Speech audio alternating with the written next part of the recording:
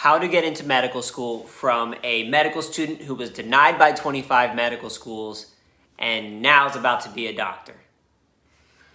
When I say it like that, what's up, y'all? My name is Goodman. If you don't know me, I am an incoming psychiatry resident physician. I've grown a platform of over 1 million followers between Instagram and TikTok on a mission to break mental health stigma and inspire future doctors. So if you're new around here, I'd love for you to hit that subscribe button. It means so much to me, and look forward to many more videos from me. Yes, I was denied by 25 medical schools. It took me 2 years to get into medical school. I took the MCAT twice. I've been through 2 full cycles. I've seen what works and seen what doesn't. I've mentored hundreds of pre-meds on their journey to get into medical school. I've seen so many people succeed, so many people fail. I've learned what works, what doesn't, and I'm gonna give you everything I got in the next 10, 12 minutes, and hopefully I can help you out. Before I begin, disclaimer, I am no expert. I only know what's worked for me, what's worked for my friends, what's worked for my mentees, what's worked for people that I've spoken to, and I've spoken to a lot of people about their journeys because this is a passion of mine. But I am no expert, so take what I say today with a grain of salt, please. Today's video will be divided into 5 categories. Number 1, GPA. Number 2, MCAT. Number 3, resume boosting, which includes volunteering, shadowing, etc., research. Number 4, personal statement. Number 5, interview tips. Number 1, GPA. I'm going to throw 3 statements out there. I want you to tell me if this is true or false. Number 1, you have to take 15 hours of classes every semester. Number 2, you should only be taking hard science classes like your biochemistries, your bio, your gen chems. You shouldn't take, horticulture or botany or some of the softer science classes. Number 3, if you have below a 3.5 GPA, you should not even bother to apply. What do you think? These are all myths. Getting a good GPA is like running a marathon, not a sprint. I see so many people burn out taking 15 hours, 16 hours, 17 hours a semester, burn themselves out. It's a long marathon. I recommend that you utilize your summer semesters, utilize any AP credits you might have from high school, utilize study abroad if you get the opportunity during the summer, so that you don't have to take 15 hours every semester. You will want to take a full course load as often as you can, but there are often times if you're taking organic chemistry the same semester that you're taking biology and chemistry, you want to make sure that that other class, which brings me to the next myth, is a easier class, is a softer class. And I would recommend you to look into the classes that you are passionate about that maybe are a little bit easier that you can get a good grade in, whether it's horticulture, whether it's poultry science, whether it's botany. There is something very magical about some of the classes I just stated. Botany, for example. Do you think that's a science GPA class? Here, I'll give you a quiz. Pharmacology, botany. Which one of these count toward your science GPA? If you answered botany, you are actually correct. Pharmacology, as far as I know, is not a science GPA class. But how did I know that? There's something called the MCAT Course Classification Guide.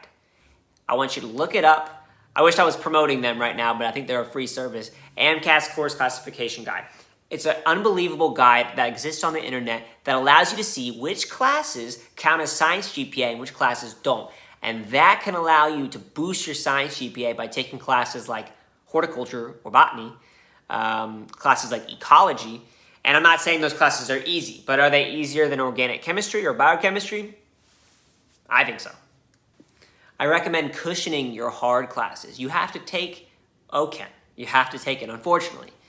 How much of OChem did I use in medical school? But you have to take these classes, so cushion them with classes that are a little bit easier, classes that are fun, classes that you know you're going to get an A in, and that maybe if you get a B in OChem and you get an A in poultry science. By the way, I took 2 poultry science classes. I graduated from the College of Agriculture and Environmental Science at the University of Georgia. I can talk to you about poultry. Those classes can then boost your grades that you may get in the OChems or the biochems. What if you have a low GPA? My advice for you is to compensate with something else on your resume, whether that's your MCAT score. Can you crush the MCAT? Whether you have a lot of healthcare experience, leadership, research. And if you have a very low GPA, I'd say, below a 3.2 GPA or something like that. It's possible to get into medical school. Nothing's impossible. But you may want to look into something like a post-bac program. All right, number 2, MCAT. MCAT. This is I'm having traumatic flashbacks to the MCAT exam and what a horrible time that was in my life. I took the MCAT twice. I took the old MCAT and the new MCAT. The first MCAT, the old MCAT, I scored a 27 on. I studied so hard. I studied for 4 or 5 months during my junior year of college.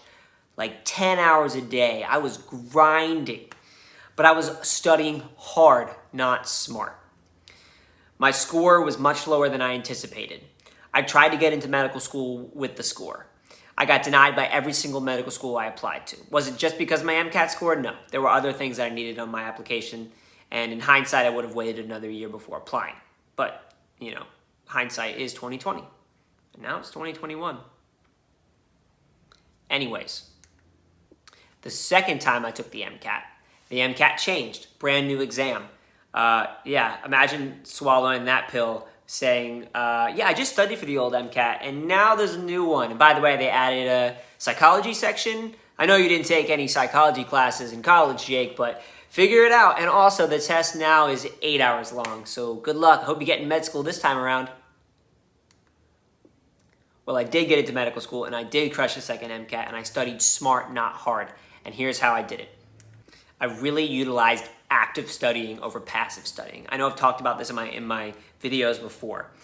I really relied more so on practice questions this time than the first time. The first time I took the MCAT, I didn't do any practice questions. I know that may sound silly, but I didn't at the time. I just read. I just went through my books and highlighted and stuff like that. I wasn't doing the repetition. I was taking a couple practice tests, but I wasn't doing questions every single day. So I would advise you to buy a Q bank if you're going to study for the MCAT. Buy a Q bank, a question bank, and start doing questions every single day. Start slow, 5 questions a day. Really, when you get them wrong, understand why you got them wrong. Write it down. Then add those to a flashcard, smart flashcard app. I use Anki. A lot of people use Anki, A-N-K-I, Anki. And just do a lot of repetition with active learning. Do some passive learning too, reading through the sections, reading through the books, highlighting, but active learning is where you're going to make your huge gains.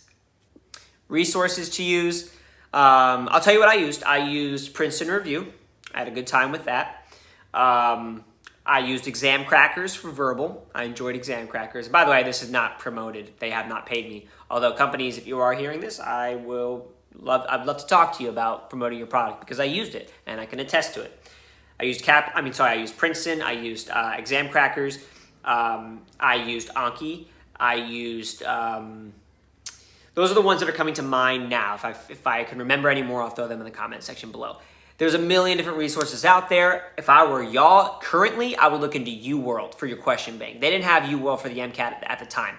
I would look into UWorld. I would look into Sketchy or Picmonic. Both of those are amazing apps. They weren't around for the MCAT when I was studying for it, but I would look into those.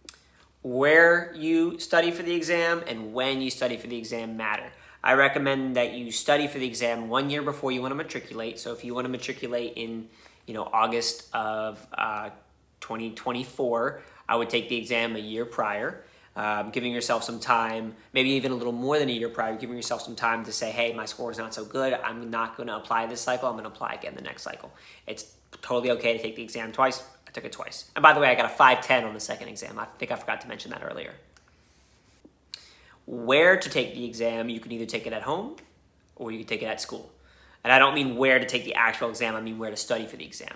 Where you take the actual exam matters less. That's a topic for another video. I just schedule it somewhere that you feel comfortable.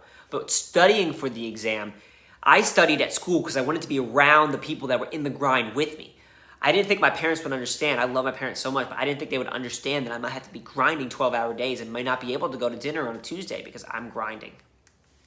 Finally, ask your mentors or people that you look up to if you could have their schedules that they use for the MCAT and what resources they used. Utilize your mentors. Short-term sacrifice for long-term reward. Short-term sacrifice, it's going to suck. I've done it twice. Long-term reward. I'll be a doctor in 3 weeks. It all worked out for me. It's going to work out for you. Hang in there. Number 3, resume boosting. Let's talk about shadowing. Shadowing is the act of shadowing or observing a physician. Shadowing is important for several reasons. One, it allows you to see if you want to really become a doctor. You might show up to the OR and faint within 5 seconds because you've never seen blood like that. Does that mean that you shouldn't be a doctor? No.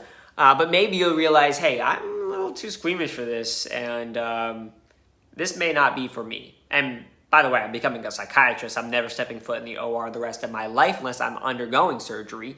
So, don't let the OR scare you. But I think you should shadow a couple physicians and see if you would enjoy what they're doing.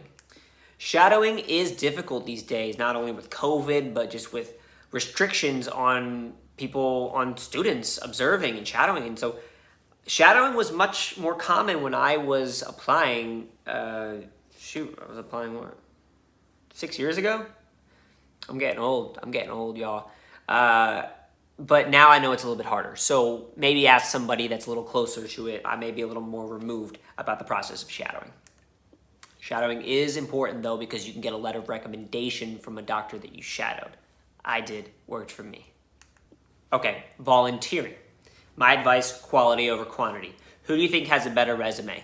The guy who has 6 clubs that he's in, no leadership positions, just tons of clubs, or the woman who has 2 clubs that she's in, but she's the president and the treasurer? Yeah, it's the second one. She invested in quality over quantity. I also recommend that you guys go for things you're actually passionate about. I love playing tennis, so I joined a club that teaches tennis lessons to children with special needs, as well as at-risk youth in the college town that I lived in. I loved it. I became the recruitment chair for the club on the executive committee. I was able to talk about that during interviews, and it meant so much more to me than some club that I felt obligated to join.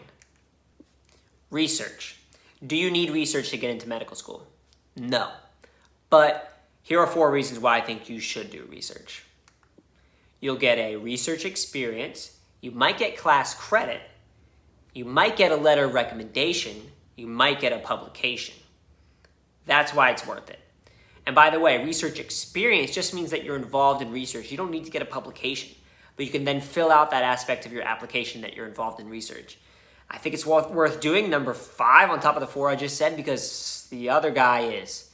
And you want to make sure there's nothing separating you and medical school, and I would just go ahead and do it. That's my personal opinion. And I'm not one who loves research. Letters of recommendation. I'd shoot for 4 letters.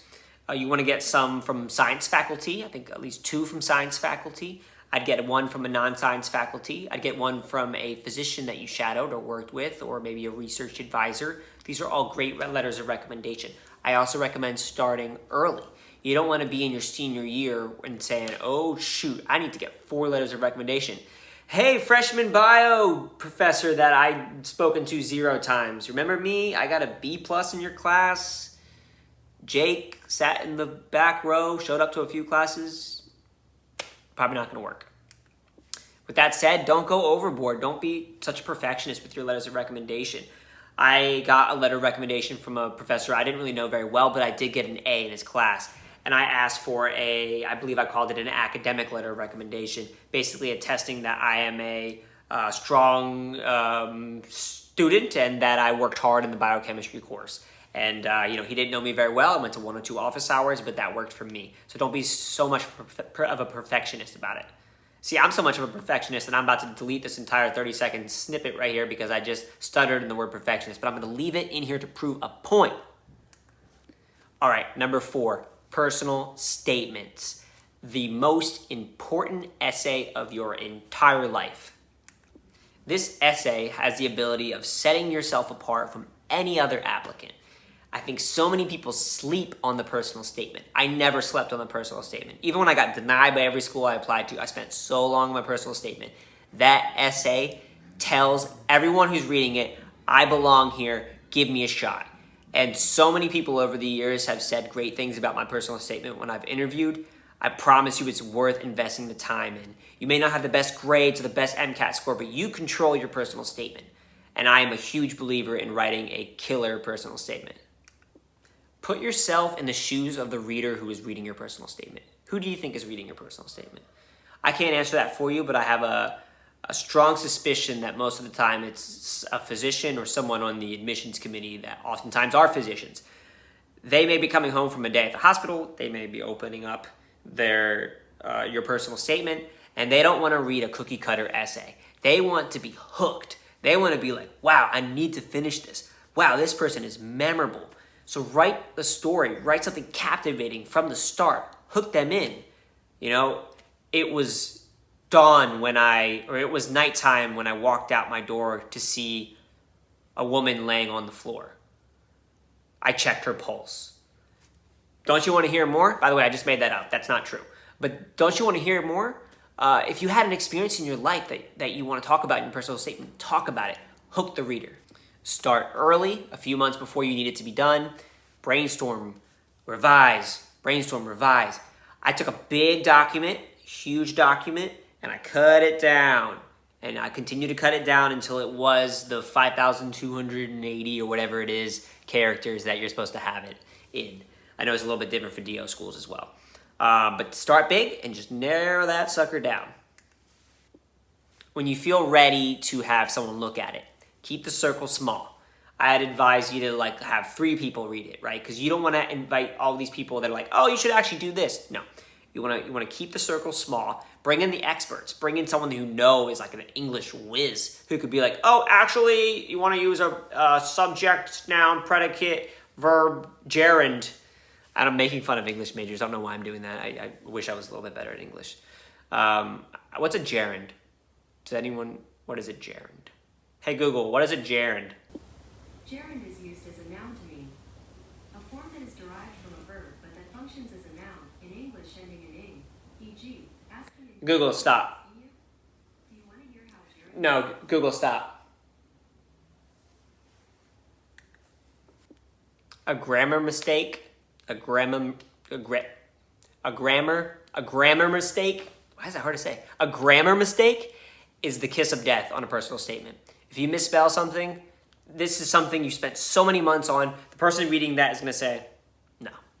So have that thing go through with a comb. One little mistake could be the end. All right, number 5, finally, interviewing. Interviewing is so nerve-wracking, but it's exciting because finally you are here and you may be next to the Harvard, Yale, Princeton student, and by no means am I saying anything negative about these students, I'm actually praising them, but you're here, you made it, you're on the same playing field as them. Be proud of who you are, be proud of what what college you went to. I went to University of Georgia, love my school. I showed up on interview day, proud to be a UGA dog, and don't let anyone get in your head. Over-prepare, over-prepare, over-prepare. You want to be so prepared that you have their website freaking memorized. I went into my medical school interview and I knew every club and organization at the school. I was like, first off, and that's another thing, show enormous interest. I was like, I'd love to get involved in the blank club and this club, and I saw that you have this organization and this research. I'd love to get involved, and I was serious. I was doing anything I could to get into the school. The school was perfect for me. Do mock interviews leading up to the interview. I did mock interviews with my friend James. I did mock interviews with my dad. I had people, from the school interview me. And you don't know how good you are at interviews until you do a mock interview. I thought I was good. I was cocky. Maybe I had a little too much ego at the time. And I showed up and got destroyed in my first mock interview. And that's what I needed to sit down and be like, okay, let's get these questions right. Why do you want to be a doctor? Which brings me to my next question. Why do you want to be a doctor? This is the most important question you will be asked in your interview day. You have to have that answer down. And it's not to help people. I could do a whole other video on why do you want to be a doctor, but I can't answer that question because it's specific to you, and you've got to answer that question. You've got to memorize it, and you've got to rehearse it, and you've got to have that thing down. Practice in the shower, practice in your sleep. So when someone asks you, you just very eloquently tell them why you want to be a doctor. Everybody that you meet on interview day is interviewing you. The secretary, the janitor, the doctor, the nurse, the front desk worker, the program coordinator, the program director. Everybody is interviewing you, whether you're on Zoom, whether you're in real life. So show up, do not let your guard down, be yourself. I know that sounds a little cliche, but be yourself. I went to one interview one time where I was not myself. I didn't get the position. I was trying to be somebody I wasn't. This was many years ago, 5-6 years ago. I was being who I thought they wanted me to be, and I didn't get the job. I wish I was just myself. That way, at least I would have known, like, hey, this wasn't right for me. So be yourself. Unless yourself is someone that's going to be talking about chugging a bunch of natty ices at a bar, maybe don't be yourself on that day. Be a professional version of yourself. Leave everything on the table. Leave everything on the table. Do not leave that interview day until you've accurately depicted your desire to attend that school. Accurately depicted. How's that for grammar? Finally, send follow-up emails or even handwritten cards. It matters and it means a lot. That's it, fam. Those are my 5 tips. If you enjoy this, please hit the subscribe button. I'm going to give a couple last-minute tips here. Social media, delete it unless you are very professional on it. And I don't mean delete it, but make it private because you better believe that these schools are going to be looking you up. Do not delete it and keep it if it's professional. I consider my account professional. I considered my account professional when I applied to residency. I talked about my account. Social media is something I'm very passionate about, but not everyone is. And if your social media account is you at the bar with a bunch of natty ices, maybe just put it on private until you get in. And just be aware that people may be looking you up. So Google yourself beforehand. If you don't get in, it's okay. It took me 2 years. Eventually I got in.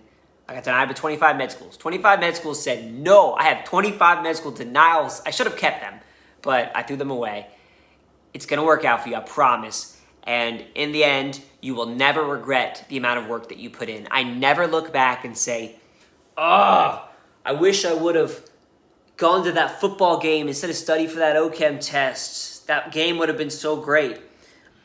I wish I would have gone to that football game instead of studying for that OChem test. That game would have been so great. I'm following my dreams. I'm about to be a psychiatry resident physician. I got into my dream residency program. I'm living out my dreams every single day, and I don't say that to be cocky by any means. I say that to motivate and inspire you, and I promise you it's worth it. Promise you it's worth it. Subscribe here. Follow me on IG. Follow me on TikTok. If you have any questions, drop in the comment section below. Love you guys. Peace.